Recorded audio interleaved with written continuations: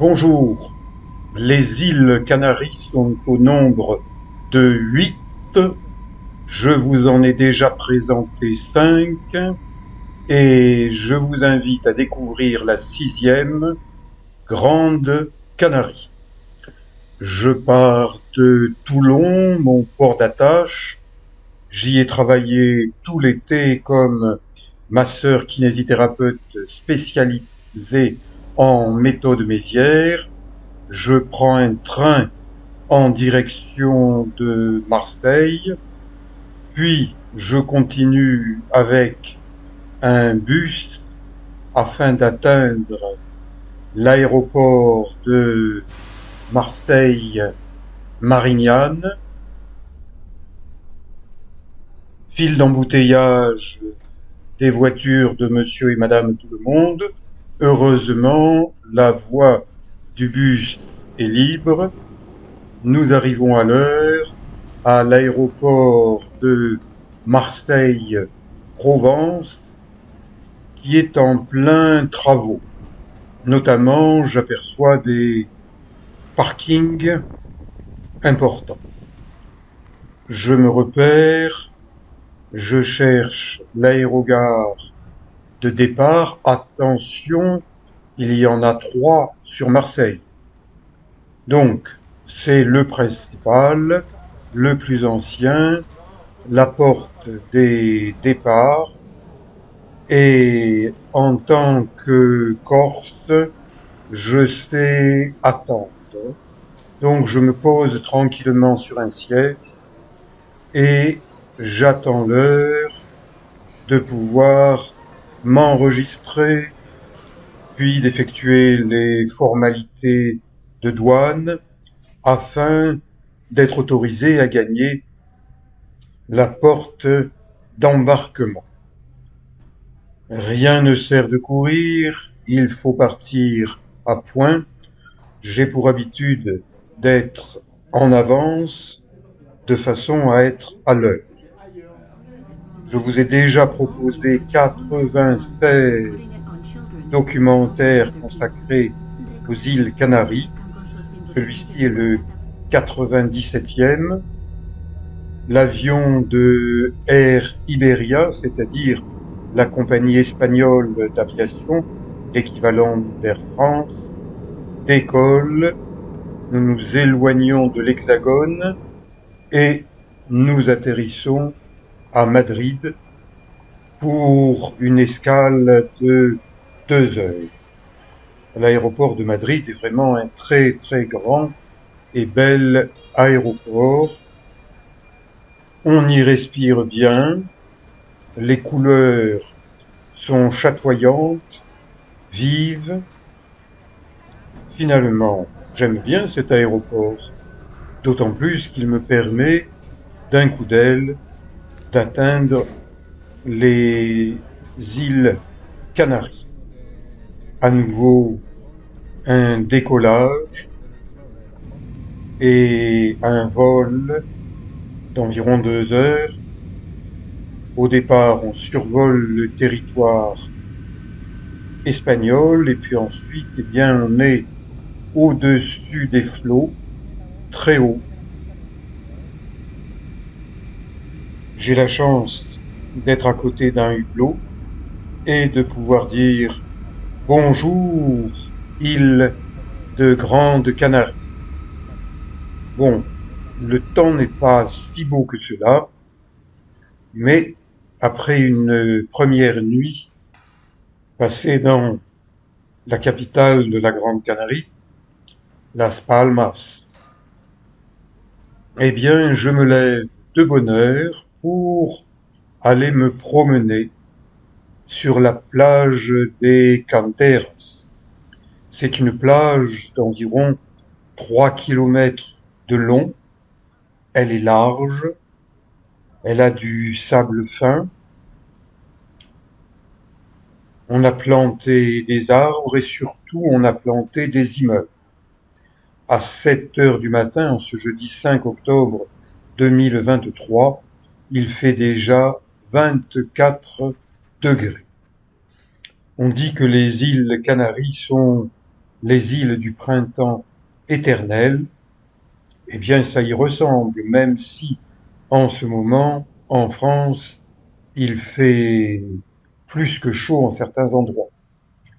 Une carte présente la plage qui est protégée par une barrière naturelle de rochers. C'est une plage où il est interdit de fumer et les Espagnols, dans leur ensemble, sont plus respectueux des règles et des règlements que bien des Français. Donc j'ai repéré un certain nombre de fumeurs qui sortent de la plage et qui viennent fumer leurs cigarettes sur la promenade et ensuite ils retournent sur la plage. Étant un ancien maître nageur sauveteur, j'ai pendant des années et des années observé le comportement des gens sur les plages et c'est pour ça que je me permets de vous dire oui, les Espagnols respectent davantage les règles que un grand nombre de Français. Je continue ma promenade matinale. Des employés nettoient méticuleusement la plage. Là, le coin des enfants qui ont besoin de jouer, eh bien, on leur propose des jeux. C'est excellent. Et là, sur ce poteau métallique, une statue naturiste, c'est-à-dire une statue nue. Allez, je vous la montre en détail. Regardez, en allant se baigner, ce baigneur a relevé le gros orteil, ce qui veut dire elle est froide. Et elle est tellement froide que regardez son zizi, il est dans la forme périscopique en plongée. Il a quasiment disparu. Bon, eh bien, écoutez, les sculpteurs espagnols ont un sens de l'humour que tous les sculpteurs français n'ont pas.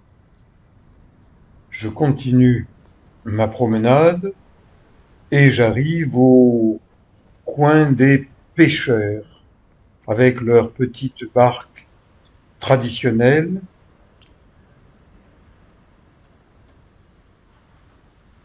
Le jour commence à se lever.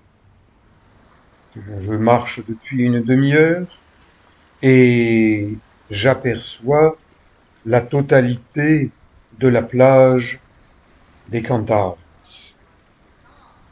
Je suis au niveau de l'école de voile. C'est aussi un secteur où les pêcheurs traditionnels mettent à l'eau leurs barques. Ce moment du lever du soleil, de l'approche du lever du soleil, est un moment magique, comme celui du coucher du soleil. Ces deux moments ne durent que quelques minutes, quelques instants, pendant lesquels les couleurs changent. Donc si vous pouvez vous lever de bonne heure, eh bien, venez découvrir presque l'éveil de la mer qui pénètre dans des roches volcaniques. Attention, ces rochers sont très difficiles pour y marcher. Et ne vous approchez pas trop près du bord parce que avec des vagues comme ça, si vous tombez à l'eau, je ne donne pas cher de vos os. Je continue ma promenade, caméra GoPro à la main. Je filme avec le dernier modèle, le 11. J'en ai déjà utilisé et usé plusieurs. Si vous suivez mes vidéos, je vous parle de temps en temps des pannes de telle ou telle caméra. Et là, j'observe l'entrée d'une vague dans un chenal étroit avec très peu de fond. Donc ça n'est absolument pas un endroit pour y nager. Et en tant qu'ancien maître nageur sauveteur, je ne me mettrai pas à l'eau dans un tel endroit. Et si quelqu'un y va, eh bien c'est du suicide. Donc sachez observer La mer, prenez un certain temps d'observation, parce qu'elle peut être calme pendant plusieurs minutes et ensuite devenir très agitée, donc très dangereuse. Le jour se lève sur la pointe appelée Puntilla. Plusieurs entrées des vagues dans ces rochers volcaniques. Toutes les îles Canaries sont des îles volcaniques. Et le volcanisme est différent d'une île sur l'autre. C'est pour ça que je visite ces îles. Cette visite de Grande Canarie, c'est le début de la découverte de la sixième des îles Canaries pour moi. Un grand panneau rédigé en espagnol explique que la pêche traditionnelle a évolué, qu'avant on conservait les poissons avec du sel, mais que maintenant, à l'époque du froid artificiel, eh bien, les conserveries ont fermé et c'est certainement la dernière génération de pêcheurs traditionnels qui prend la mer avec leurs petites embarcations à bras ou à moteur. Et je repasse devant les statues. Tiens, sur cette statue, le modèle a conservé son slip de bain, alors que sur les autres, eh bien, ce sont des modèles nudistes, zizi à l'air, et quand l'eau est froide, voire très froide, je vous garantis que le zizi fait une marche arrière et qu'il devient tellement petit qu'il faut presque une pince à escargot pour le sortir quand il s'est caché. Et encore un de ces modèles sur un pied qui tient une barre de fer. Bon, ben, le sculpteur a choisi ce moyen pour créer des statues élancées et qui se tiennent à une barre de fer. Je reviens à la statue de Marie Sanchez, musicienne traditionnelle des îles Canaries. Je vous dis à bientôt pour d'autres documentaires. Je suis en vacances aux Canaries pour 2 bonnes semaines. Merci. Éventuellement, abonnez-vous à ma chaîne sur YouTube. À bientôt. Ciao.